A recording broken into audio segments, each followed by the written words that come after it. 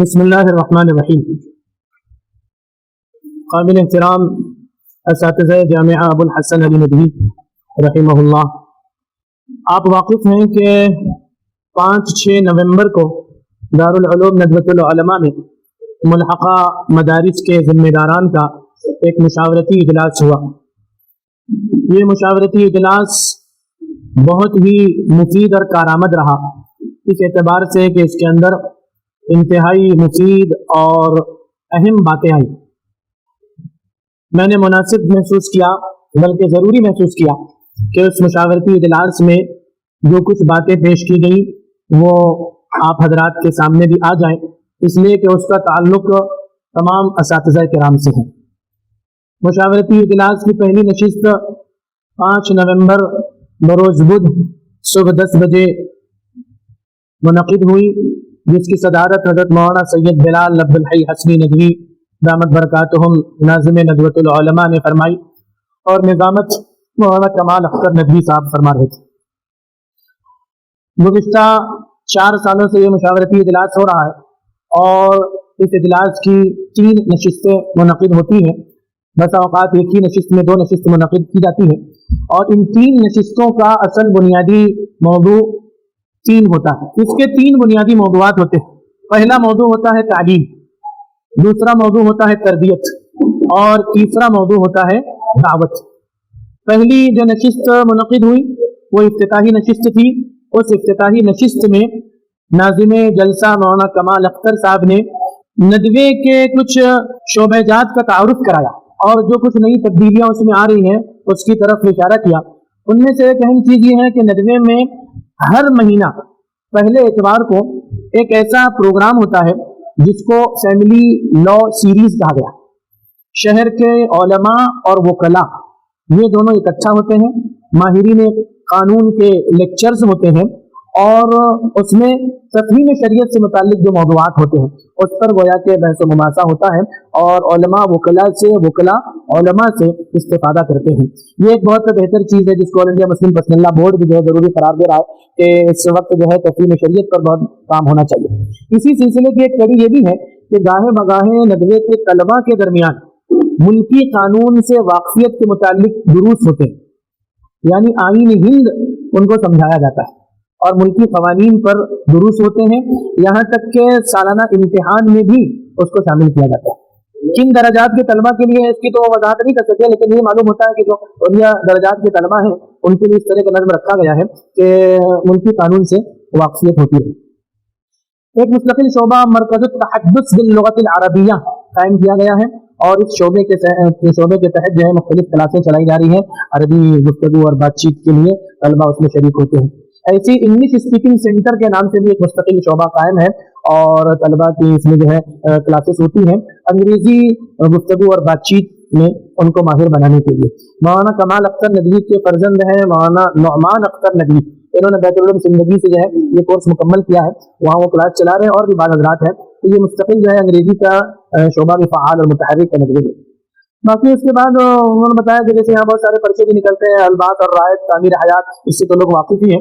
ہندی پرچہ سچا راہی بھی مستقل نکل رہا ہے، انگریزی پرچہ دا فریگرنس بھی مستقل نکل رہا ہے، لیکن عام طور پر ندوی فضلاء بھی جو ہے اس کی طرف توجہ نہیں دیتے ہیں، حالانکہ انگریزی اور ہندی طبقے تک ان پرچوں کو پہنچانا چاہیے۔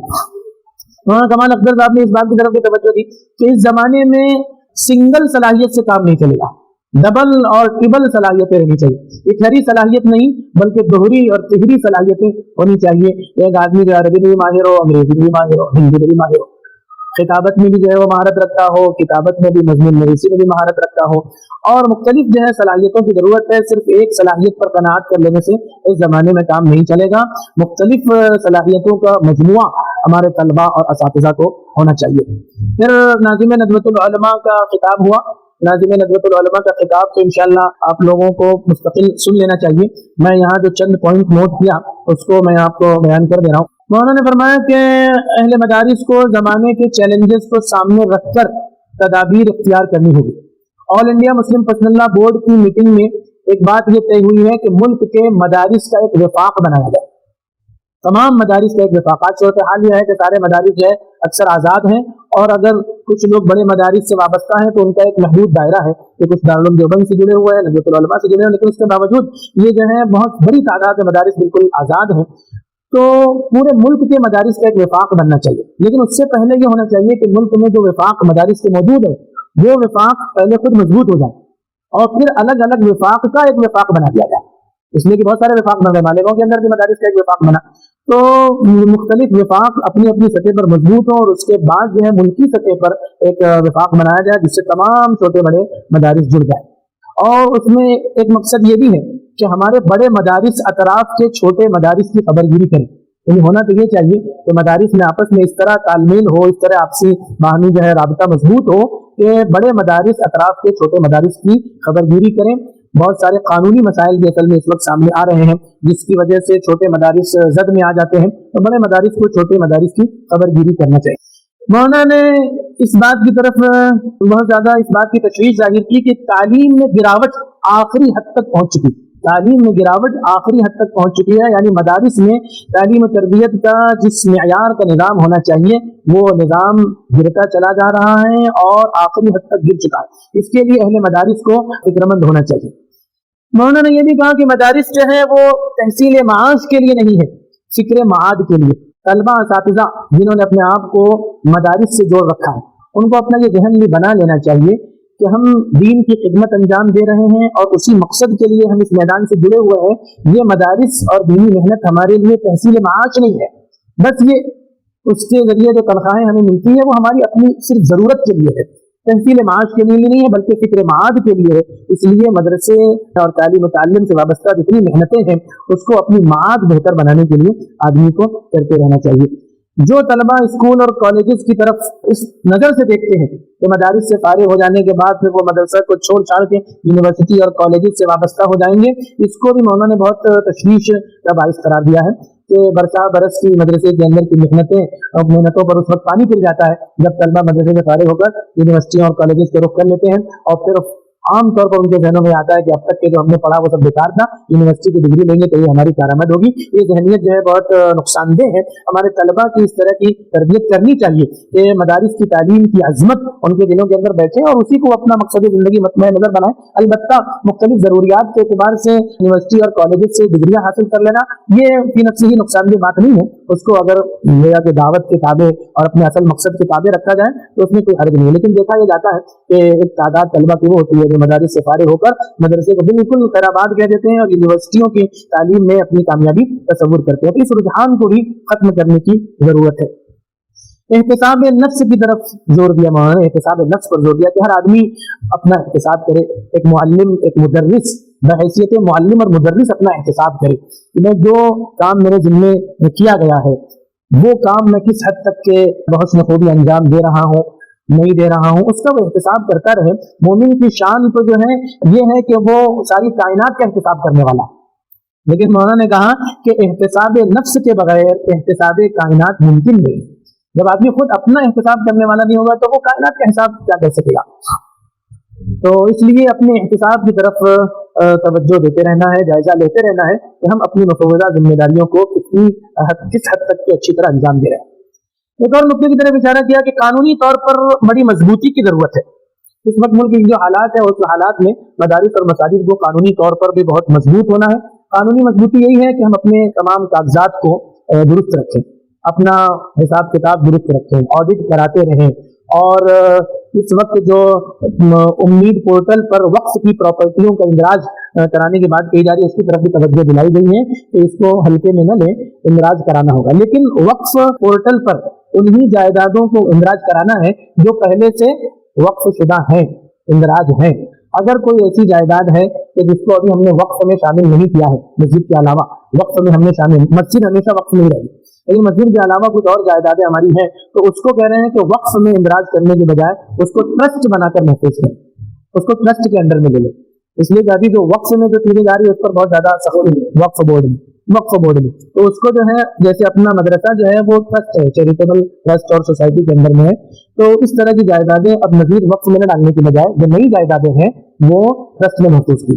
تعلیم سے متعلق مولانا نے یہ بات کہی تھی کہ نحو صرف جو ہے ابتدائی درجات میں بہت مضبوط ہو. عام طور سے ندوی کے اساتذہ کی طرف سے یہ شکایت آ رہی ہے کہ جو کلمہ شاخوں سے آ رہے ہیں نحو و صرف میں بڑی کمزوری رہی، اور وہ کمزوری اس حد تک کے رہ رہی ہے کہ عالمیت تک پہنچنے کے بعد بھی وہ نحو و صرف کے قواعد میں بڑی فاش غلطیاں کرتے ہیں. تو اس لیے ابتدائی درجات میں نحو و صرف کی طرف خصوصی توجہ دی جائے اور ان کو بہت مضبوط کرایا جائے.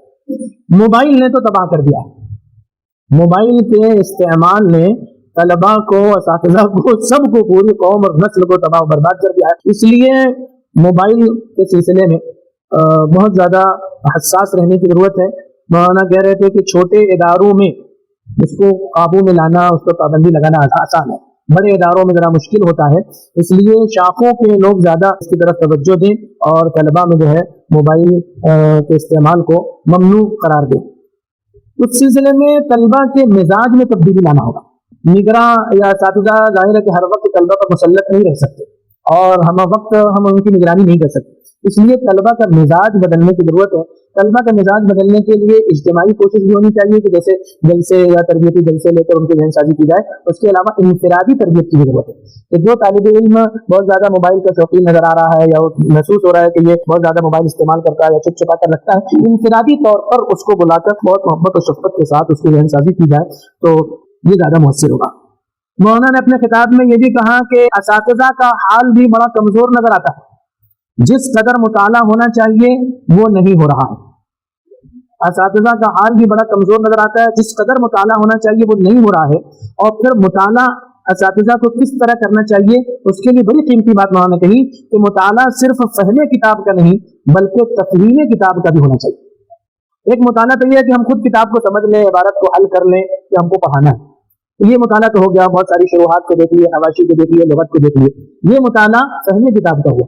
اور ایک مطالعہ یہ ہے کہ ہم اس چیز کو کس طرح بچوں کو سمجھائیں گے، کون سا طریقہ اپنائیں گے کہ بچے ہماری اس بات کو سمجھنے کے قابل ہو جائیں. تو اس پر بھی مطالعہ ہونا چاہیے، اسٹڈی ہونی چاہیے، غور و فکر ہونا چاہیے کہ ہمارا طریقہ تدریس کیا ہو، ہم کس انداز سے بچوں کو یہ قاعدہ بیان کریں گے. تو تھوڑا سا اس پر بھی سوچ لینا چاہیے. اسی کو کہا کہ تفہیم کتاب کا بھی مطالعہ ہونا چاہیے. دونوں طرح کا مطالعہ کریں، یعنی اس کی منصوبہ بندی کریں کہ ہم کس طرح ان کو سمجھائیں گے. یہ مولانا کی باتوں کے کچھ پوائنٹس تھے. مولانا نے فرمایا کہ اس مشاورتی اجلاس میں ہم اپنا محاسبہ کرنے کے لیے آئے ہیں. تمام اساتذہ کے آنے والے شرکاء کو، ذمہ داران کو اپنا محاسبہ کرنا چاہیے. اندر کی مضبوطی باہر کی مضبوطی کا بہت بڑا ذریعہ ہوگا. ہمارا ادارہ اندر سے جتنا مضبوط ہوگا انشاءاللہ باہر سے بھی اتنا ہی مضبوط ہے. اندر سے مضبوط ہونے کا مطلب یہ ہے کہ باہمی تعلقات انتہائی مضبوط ہوں اساتذہ اور انتظامیہ کے درمیان، اساتذہ اور طلباء کے درمیان، انتظامیہ اور طلباء کے درمیان. یہ باہمی روابط بہت مضبوط ہونی چاہیے اور نظام بالکل ٹھوس اور مضبوط ہونا چاہیے. اگر ہم اندر سے مضبوط ہیں تو پھر باہر والے ہمارا کچھ زیادہ بگاڑ نہیں سکتے. یہ بہت واقعی پتے کی بات ہے. جہاں اندر خلفشار ہوتا ہے، جہاں اندر انتشار ہے یا قلوب آپس میں ملے ہوئے نہیں ہوتے ہیں، تو آپ دیکھیے کہ باہر والوں کو کتنا موقع مل جاتا ہے بدنام کرنے کا یا کچھ اور کسی طرح سے ادارے کو کمزور کرنے کا. اس لیے ہم کو اندرونی طور پر اپنے آپ کو بہت مضبوط رکھنا ہے، آپس کے تمام رشتوں کو بہت مستحکم رکھنا ہے. اور پھر ایک بات انہوں نے کہی کہ ہم نے اگر برادران وطن کو نظر انداز کر کے اپنا ہم کام کرتے رہے تو اپنے تشخصات کو باقی نہیں رکھ سکیں. مولانا بھی اس بات پر بار بار زور دے رہے ہیں کہ بھائی مدارس کو بھی قیام انسانیت کے کام کے لیے آگے بڑھنا چاہیے اور ان کو یاد رکھنا چاہیے کہ برادران وطن کو نظر انداز کر کے اپنا تشخص باقی نہیں رہ سکتے. ان کی غلط فہمیوں کو دور کرنا، ان سے گھل مل کر رہنا، محبت کا پیغام عام کرنا یہ ضروری ہے. اس لیے مدارس کے اساتذہ طلباء کے ذریعے بھی یہ کام ہونا چاہیے. ایک چیز کی طرف اور مولانا نے توجہ دلائی کہ ہمیں اسلامی اسکول بنانے کی ضرورت ہے. یا تو اسکولیں قائم کریں یا اسکولوں کے قیام میں مدد کریں یا اسکولوں کی مستقل سرپرستی کریں. اس لیے کہ یہ بھی اب وقت کی ضرورت ہے کہ علماء کرام جو ہیں اسکولوں کے اسلامی اسکولوں کے قائم کرنے میں آگے بڑھیں اور خود جو ہے ان کی سرپرستی قبول کریں.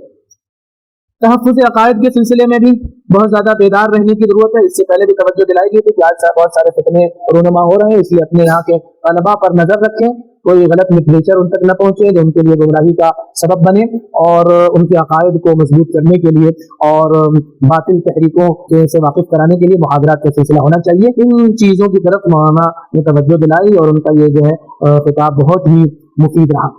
اس کے فوراً بعد دوسری نشست کا آغاز ہوا جس میں مولانا عبدالعزیز بٹکری صاحب کی صدارت رہی. مولانا سلمان نسیم صاحب کی نظامت رہی. مولانا سلمان نسیم صاحب نے بھی تمہید میں بہت زبردست باتیں پیش کی اور انہوں نے تقابل کیا کہ مصر سے اخبار نکلتا تھا الہلال، یرجی زیدان اس کے مدیر تھے، ایڈیٹر تھے، انہوں نے ایک سلسلہ جاری کیا تھا الکتب التی افادتنی، اور اس میں سلسلے وار مضامین شائع ہوتے رہے جس میں بہت سارے مشاہیر اہل علم نے حصہ لیا۔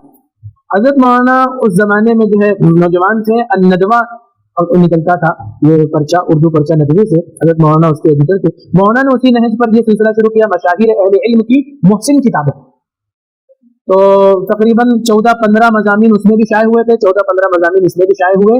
دونوں کا تقابل مولانا سلمان نصیر نے جس انداز سے پیش کیا، اس سے یہ واضح ہوا کہ مصر میں جن مشاہیر علماء نے یہ مضامین لکھے تھے ان میں سے کسی ایک نے بھی قرآن مجید کو اپنی محسن کتاب میں قرار دیا، اور ہندوستان میں جتنے مشاہیر اہل علم نے یہ مضمون لکھا انہوں نے سب سے پہلے قرآن کا اعتراف کیا، اس کے بعد پھر اپنی کسی محسن کتاب کا ذکر کیا، اور بھی کئی چیزوں کو انہوں نے بتلایا۔ بہرحال وہی کہنا چاہ رہے تھے کہ ندوے نے جو ہے روز اول ہی سے عالم عربی کی بھی قیادت کی ہے، ذہنی فکری الحاد کو روکنے کی کوشش کی ہے، آج بھی اس کی ضرورت ہے۔ اس کے بعد مولانا عبدالسبحان صاحب کی طرف سے ایک تاثر پیش کیا گیا تھا، اس میں انہوں نے ایک تجویز یہ رکھی تھی کہ تفسیر جب پڑھائی جا رہی ہو تو طلبہ کرام کے درمیان بہت زیادہ لمبی چوڑی اور دقیق بحثیں کرنے کی بجائے اس چیز پر توجہ مرکوز کی جائے کہ بھائی آیت کا ترجمہ کیا ہے اور کیوں ہے، ترجمہ کیا ہے، یہ ترجمہ ہوا کیوں ہوا، یہ بھی ان کو بتلایا جائے تاکہ وہ ترجمہ پورے شرح صدر کے ساتھ ہو۔ ظاہر ہے کہ جب کیوں ہے ترجمہ کریں گے تو اس میں ساری لغوی بحث بھی آ جائے گی، نحوی ترکیب بھی آ جائے گی، سب آ جائے گی، یہ ہو جائے۔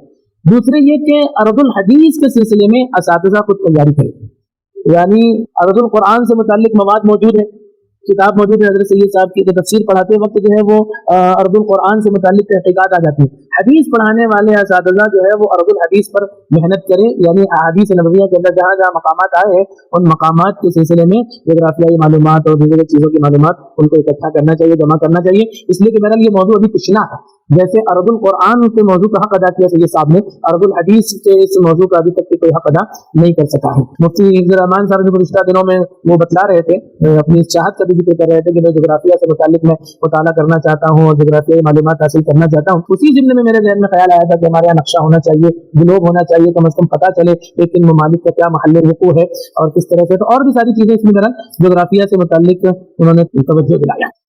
فقہ میں زیادہ اختلافات پر زور نہ دیا جائے، یعنی اختلافات اور دلائل کو بیان کرنے میں اعتدال اور توازن کو مد نظر رکھا جائے، اس انداز سے فقہا کے استدلال کو نہ بیان کیا جائے کہ کسی دوسرے مسلک کی توہین ہوتی ہو یا اس سے ایسا معلوم ہوتا ہو کہ یہ بالکل باطل ہے اور بالکل غلط ہے۔ ترجیح ضرور بیان کی جائے لیکن اس انداز سے کہ بھائی وہ بھی حق پر ہے، وہ بھی صحیح ہے، وہ غلط نہیں ہے۔ مولانا کمال اختر صاحب نے تو تجویز پیش کی تھی کہ میں نصاب کو اور مختصر ہونا چاہیے، جو نصاب ہمارا مقرر ہے وہ بہت طویل ہے، بہت مفصل ہے، اس کو اور مختصر ہونا چاہیے، لیکن ایسی کوئی تجویز جو ہے وہ قبول نہیں کی گئی، پاس نہیں کی گئی، لیکن میرا ان کا ان کی اپنی ایک رائے تھی کہ نصاب کو اور زیادہ کم کیا جائے۔ مولانا عبدالعزیز بھٹکلی صاحب کا بھی بہت جاندار شاندار خطبہ ہوا، اندر کی روح اور اسپرٹ پیدا کرنے کی طرف انہوں نے خاصی توجہ دی، اور لعلک باقع نفسک والی کیفیت پر توجہ دی کہ جب تک اساتذہ کے اندر اس درجے کی فکر مندی نہیں ہوگی اور اس درجے کی کڑھن نہیں ہوگی تو مسائل حل نہیں ہوں گے۔ یہ فکر مندی بہت سارے مسائل کو حل کرے گی، تو اندر کی اسپرٹ اور اندر کی فکر اور کڑھن کے ساتھ ہمارے مدارس کا نظام چلے گا تو انشاءاللہ وہ زیادہ مفید ہوگا۔ مغرب بعد کی نشست مولانا نیاز احمد صاحب نبی کی صدارت میں ہوئی، مولانا خالد باندھی صاحب اس کی نظامت کر رہے تھے۔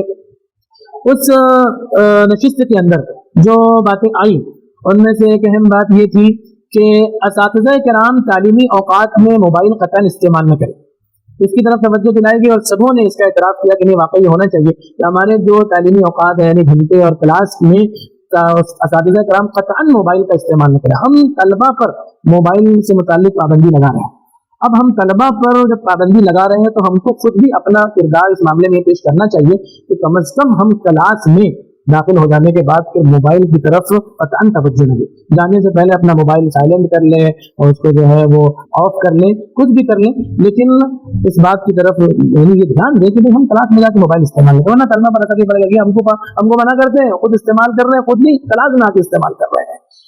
کسی چیز کی اگر ضرورت ہے، بسا اوقات آدمی کوئی لغت دیکھنے کے لیے، کوئی اور نقطہ تلاش کرنے کے لیے موبائل استعمال، وہ سب چیزیں پہلے ہو جانا چاہیے۔ क्लास में जाने से पहले अपनी जो तैयारी करना है तैयारी कर ले, क्लास में जाने से पहले अपना मोबाइल स्विच ऑफ कर ले। स्विच ऑफ रहेगा तो ठीक रहेगा, वरना आज सूरत हाल ये है कि पढ़ाते पढ़ाते जब आदमी जरा मैसेज करते हैं कि हाँ एक काम हो गया, अब तुम पढ़ो, तो जैसे तुम पढ़ो कह दिया वैसे हमारा हाथ हमारे जेब में जाता है मोबाइल निकालने के लिए। हम 2 मिनट के लिए फ्री हुए क्या, हमारा हाथ जो है मोबाइल की तरफ जाता है। तो मोबाइल साइलेंट कर लें, ऑफ कर लें, एरोप्लेन मोड पर ले आए तो ज्यादा बेहतर रहेगा। इसकी तरफ जो है सबों ने मिलकर जो है ये बात की कि नहीं होना चाहिए।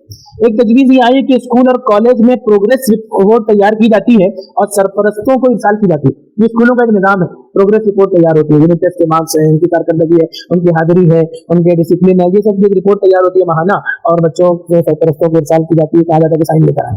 तो तजवीज ये पेश की गई कि मदारिस के अंदर भी कोई ना कोई ऐसा निजाम बनाना चाहिए कि तलबा की सरगर्मी और उनकी प्रोग्रेस रिपोर्ट उनके सरपरस्तों तक पहुंचे। अब मदारिस में निजाम कैसे होगा? स्कूल में तो हर बच्चा रोजाना आता है जाता है, प्रोग्रेस कार्ड दे दिया जाता है, दूसरे दिन साइन लेके जाए। मदरसे के अंदर तो बच्चे दारुल-ए-इक़ामा में रहते, हॉस्टल में तो कैसे होगा? तो उसके लिए बहरहाल सोचा जा सकता है और कोई ना कोई निजाम बनाया जा सकता है कि नहीं माहाना तो कम से कम 6 माही रिपोर्ट या 2 माही रिपोर्ट उन सरपरस्तों को चली जाए कि इस 2 महीने के अंदर आपका बच्चा कितना गैर हाजिर रहा, कितना घंटा छोड़कर सोता रहा और उसने कोई अच्छा रिस्पॉन्स दिया नहीं दिया। ये एक रिपोर्ट की जा सकती है। इस मामले में अपन कभी मशवरा करेंगे, इसको शामिल किया जा सकता है अपने मशवरे। तालीमी और अखलाकी हालत से बच्चों के सरपरस्तों को मुत्तला किया जाए। उसके बाद हमारे शेख अबरार नदवी साहब ये भी एक जलसे की नशिस्त की निजामत कर रहे थे।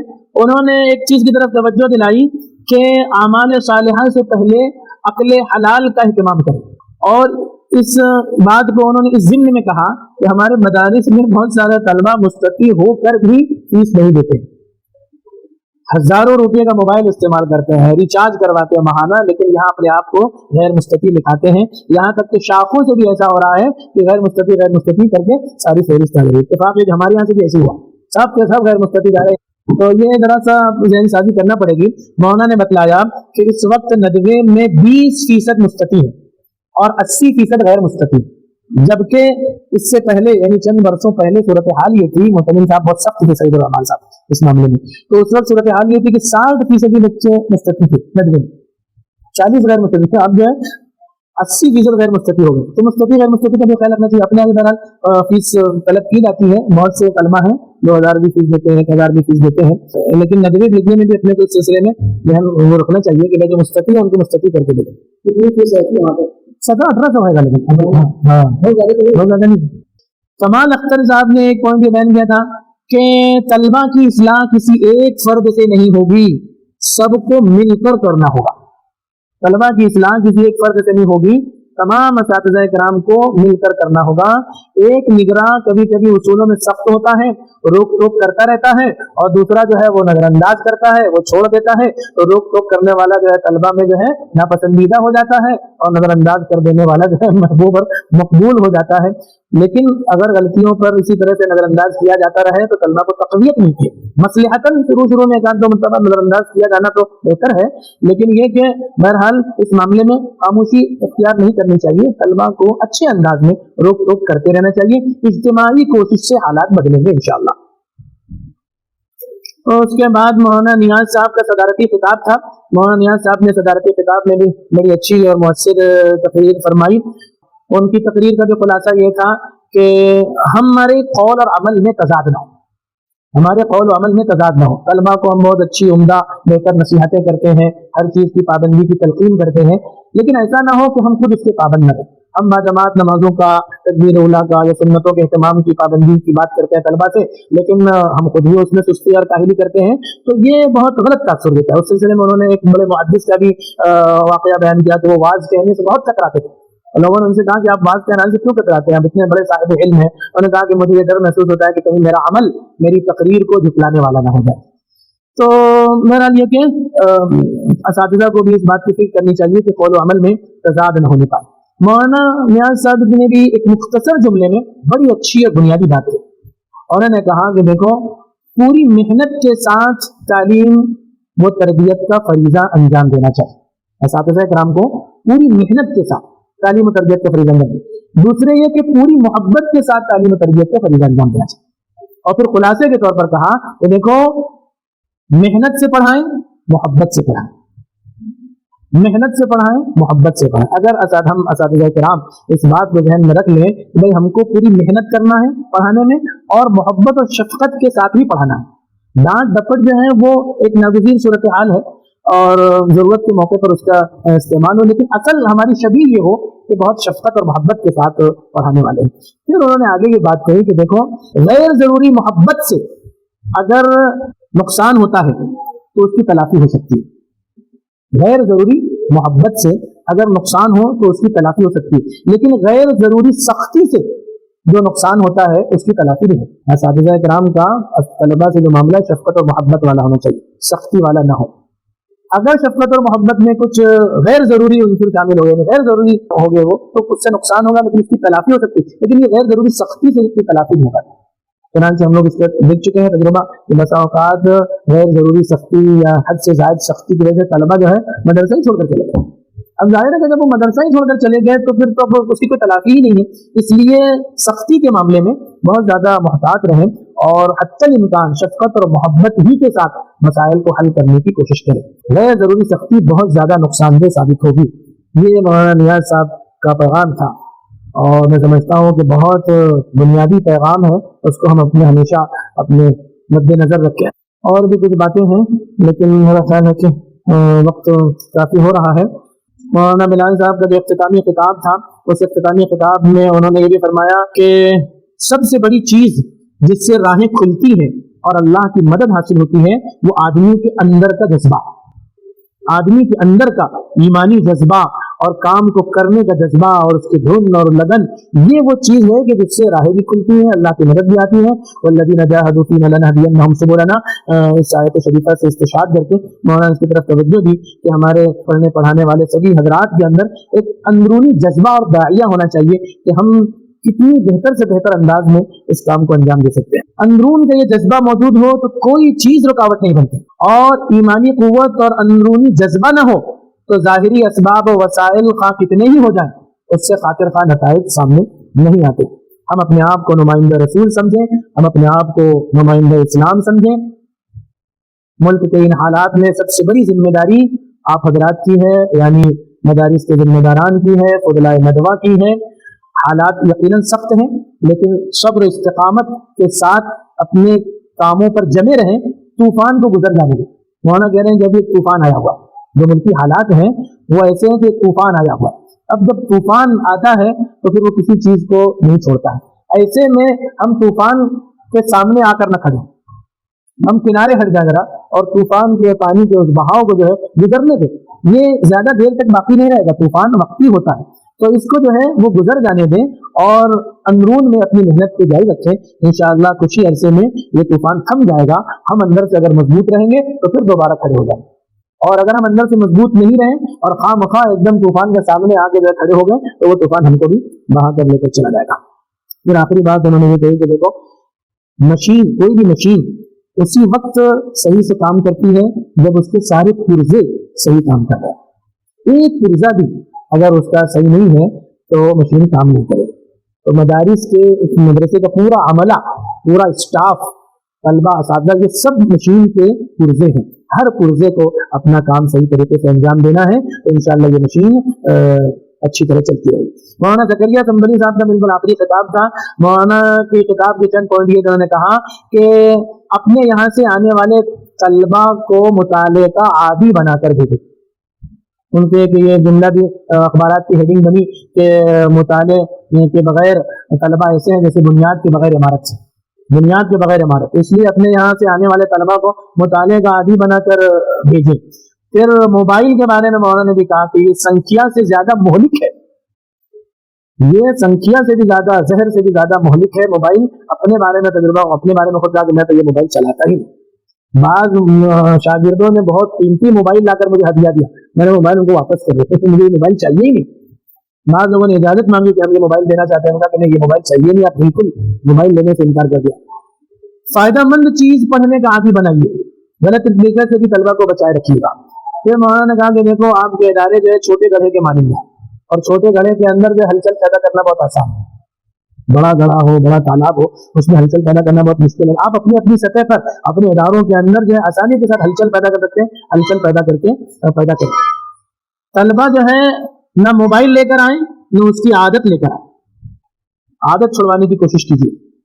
اردو زبان کو ٹھیک کریں، یہ بھی ایک شکوہ ہے کہ مختلف علاقے کے لوگ آتے ہیں، اردو زبان لب و لہجہ ان کا ٹھیک نہیں رہتا. شاخوں کے ذمہ داران کو چاہیے کہ وہ جو ہے طلبا کی اردو پر بھی توجہ دیں، زبان اور لہجہ مہاراشٹر والوں کو اور وہ رہتا ہے.